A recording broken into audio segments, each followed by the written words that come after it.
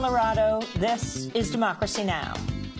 For us, it's actually Indigenous Peoples Day, and for the Taino people, who were the first indigenous peoples in the Western Hemisphere to be contacted by Columbus, to be impacted by the colonial machine that was set in motion after that initial contact. We're here to say that Columbus is not a day. We're here to join with other people's voices in saying there needs to be an end to this cycle of colonialism and greed. Reconsider Columbus Day.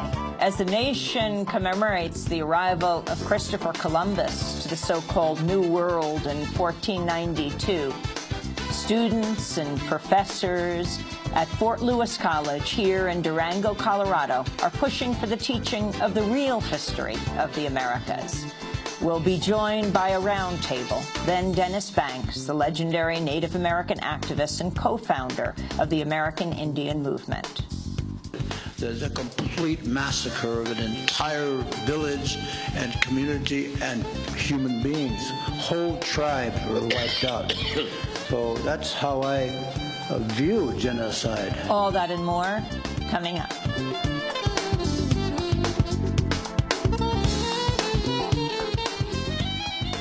Welcome to Democracy Now!, democracynow.org, the War and Peace Report. I'm Amy Goodman. We're on the road at Fort Lewis College in Durango, Colorado. Venezuelan President Hugo Chavez has won his fourth presidential election, defeating challenger Enrique Capriles. Chavez took 54% of the vote to Capriles' 45%, in a race widely seen as Chavez's strongest challenge since his first victory in 1998. At a victory rally outside the presidential palace, Chavez reached out to the political opposition and called for unity among Venezuelans. I send my words of recognition to all of those who voted against us. I send out a special recognition for your democratic talent, for your participation, for the civic demonstration that you have given today, despite not agreeing with the Bolivarian proposition. I invite you to dialogue, to debate, and to the joint work for a Bolivarian Venezuela.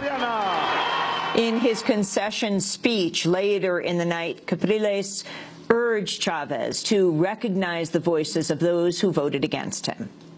I hope a political movement that has been in power for 14 years understands that almost half the country does not agree with it.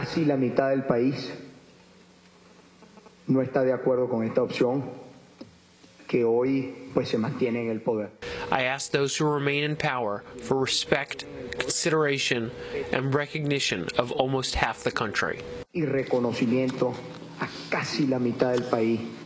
Thousands of protesters marched in Pakistan over the weekend to protest the ongoing U.S. drone strikes.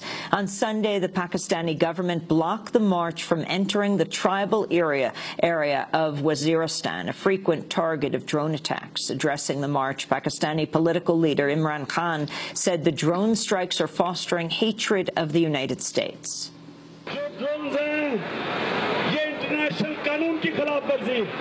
These drone attacks are a violation of international law. These drone attacks are a violation of the human rights of the Pakistani people. Do we all condemn them?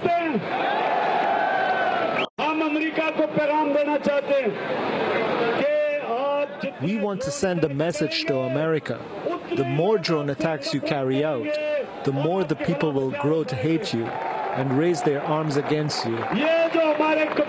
Our tribal people will not be scared off with drone attacks.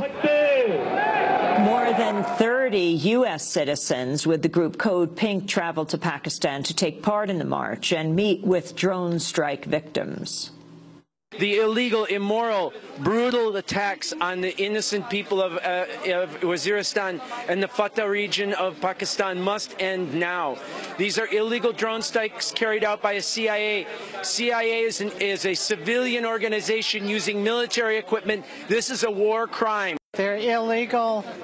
They're against international law. They invade the sovereignty of Pakistan, and they're not productive. In a U.S. protest held in solidarity with the march in Pakistan, 10 people were arrested Friday at the Hancock Field Air National Guard base in upstate New York.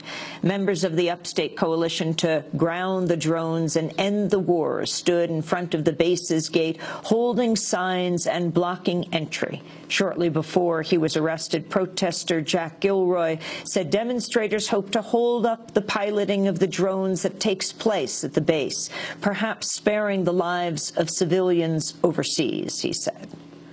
We're hoping that by being here, maybe we're going to hold up one of these pilots for an hour or two, and that perhaps may be idealistically saving a family from being destroyed in Pakistan or somewhere else.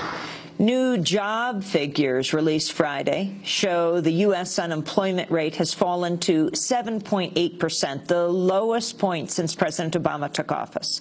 Employers added 114,000 workers in September, and revised figures showed employment gains in previous months were higher than previously thought. The number marked a boost to President Obama's re-election bid in the aftermath of his widely criticized debate performance last week. Addressing supporters at the University of Virginia, President Obama said the country has come too far to turn back. More people are getting jobs. Now, every month reminds us that we've still got too many of our friends and neighbors who are looking for work. And there are too many middle-class families that are still struggling to pay the bills. They were struggling long before the crisis hit. But today's news certainly is not an excuse to try to talk down the economy to score a few political points. It's a reminder that this country has come too far to turn back now. Also campaigning in Virginia, Republican challenger Mitt Romney downplayed the new figures. This can't go on. I'll tell you this. When I'm president of the United States,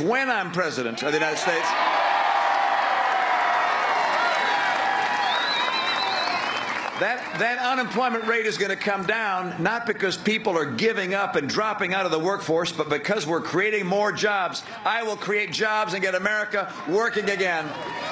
President Obama's re-election campaign, meanwhile, has announced it took in a record $181 million in September, its largest monthly total to date. The vast majority came from donations of $250 or less. At a fundraiser in Los Angeles Sunday, President Obama mocked Romney for vowing to cut funding to PBS. When he was asked what he'd actually do to cut spending, he said he'd go after public television. So for all you moms and kids out there, don't worry. Somebody's finally cracking down on Big Bird. Cracking down on him. Elmo's made a run for the border. Governor Romney plans to let Wall Street run wild again, but he's bringing the hammer down on Sesame Street. 5 alleged backers of al-Qaeda have been extradited to the United States from Britain after long-running legal battles. Muslim cleric Abu Hamza al-Masri and 4 others arrived Saturday after the European Court of Human Rights rejected their appeals. Al-Masri spent years in prison in Britain on a conviction of inciting racial hatred and soliciting murder. A federal grand jury indicted him in 2004 on allegations of supporting al-Qaeda and aiding a fatal kidnapping in Yemen. His lawyers had appealed his extradition to the U.S. by citing European statutes barring inhumane and degrading treatment. 2 others were arrested after the 1998 U.S. embassy bombings in North Africa and had fought extradition since. The other 2 have been indicted on charges of supplying material to Islamic militants in Chechnya and to the Taliban. One of those 2, Babar Ahmad, is a British citizen. His supporters have long waged a campaign criticizing the U.S.-Britain extradition treaty and calling for him to be tried on British soil.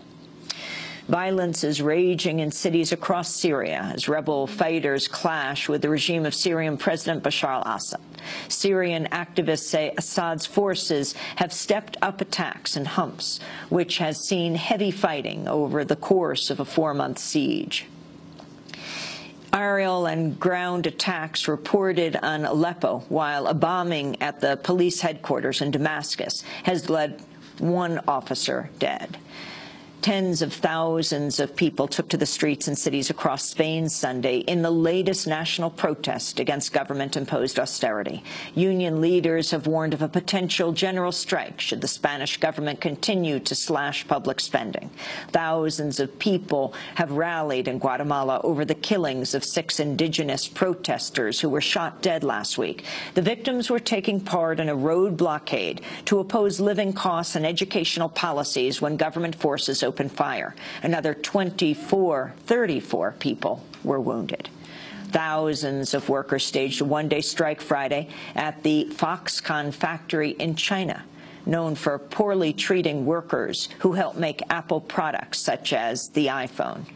The group China Labor Watch says up to 4,000 Foxconn workers walked off the job in protest of new employee demands, including working through a holiday that began last week.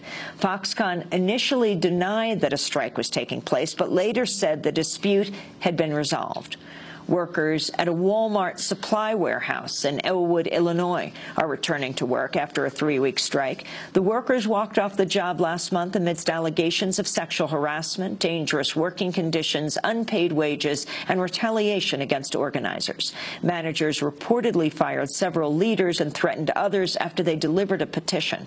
The workers say they've won pledges to end workplace retaliation and will be given their full wages for the time they were on strike. The strike in Illinois was followed by similar actions at Walmart supply warehouses in California and Florida by workers demanding fairer workplace conditions.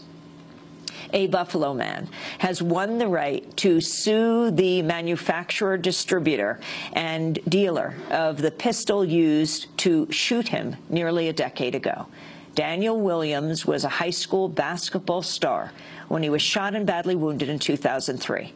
On Friday, a New York State court ruled Williams can take legal action against the Ohio-based weapons manufacturer B. Miller and distributor MKS Supply for knowingly selling weapons to irresponsible dealers.